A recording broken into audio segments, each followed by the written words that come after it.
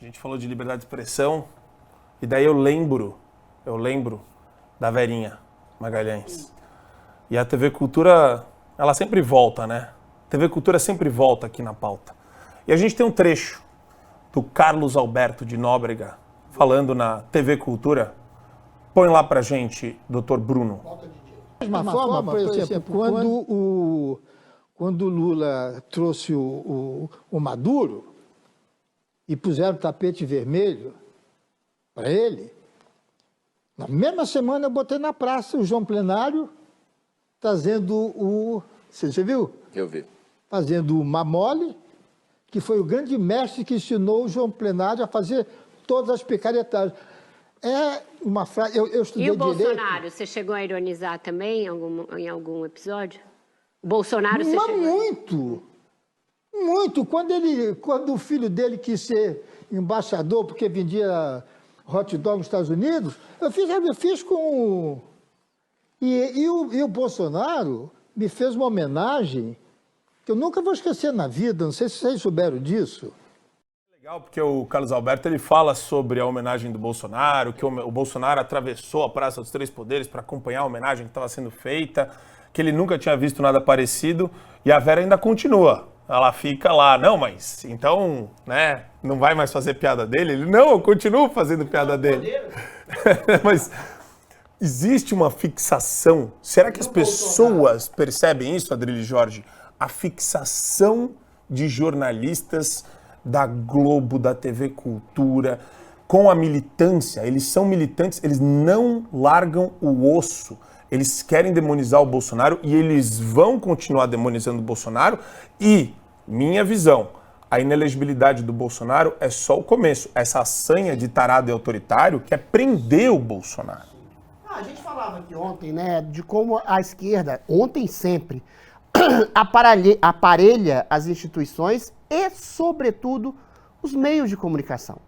Por mais que o Tarcísio, ou o Bolsonaro, ou o Zema tenham um canhão de comunicação, que é os respectivos governos dos seus estados, no caso do Bolsonaro, a presidência da República, se você não tem meio de comunicação para reverberar uma mensagem não apenas política no sentido estrito da palavra, mas mensagem cultural, porque é na guerra cultural e não na guerra política eleitoral que você vai além de uma eleição, que você afeta a vida das pessoas, que você influencia a vida das pessoas. Pautas como ideologia de gênero, movimento LGBT, tráfico de drogas e outras coisas assim, são totalmente dominadas pelo discurso da esquerda, do politicamente correto, desse pseudo-progressismo que tem atrasado o Brasil durante séculos. A questão da reforma tributária, você pagar mais imposto para receber menos serviço, tudo isso é pauta cultural.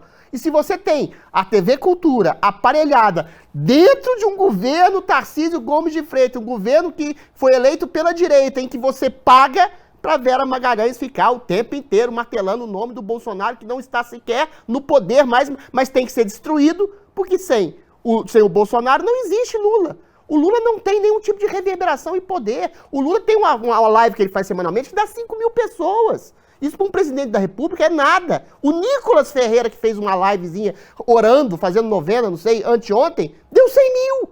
Ou seja, a força do Lula é a rejeição ao Bolsonaro, e ele sabe disso, e fica o tempo inteiro martelando nessa rejeição.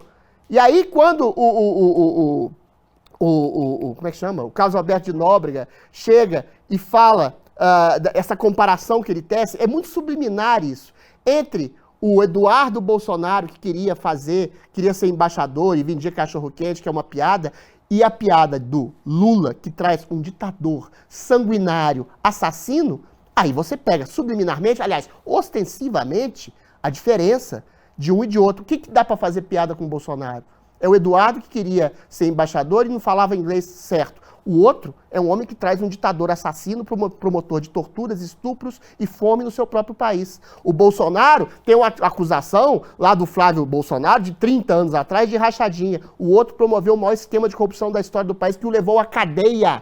O outro quer censurar, o outro quer acabar com rede social, livre, como a gente percebe. Ou seja, se realmente, Verinha, a comparação é completamente desproporcional. O Bolsonaro, que não está nem no poder mais, que se tornou inelegível, corre o risco de ser preso, que nunca teve um escândalo de corrupção de proporções que o PT teve em seu governo, é uma pessoa normal com falhas, acertos e erros. O Lula é um erro fundamental fabricado por você, Vera Magalhães, e por toda essa mídia idiopata que colocou um bandido no poder. Agora, mais grave ou tão grave quanto é o governo do Estado deixar essa gente tomar todos os meios de comunicação, inclusive aqueles patrocinados por aquelas pessoas que votaram no governo de direita e que tem que aguentar Vera Magalhães e seus comparsas entabulando esse tipo de narrativa falaciosa.